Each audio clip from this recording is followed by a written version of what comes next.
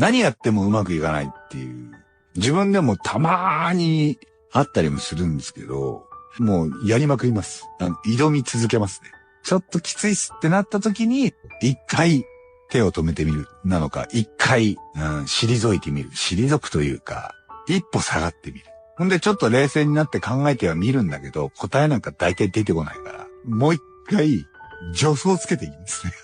言葉で頑張らなきゃとか、人から頑張ってとか、その気持ちっていうのはさ、エネルギーになるけど、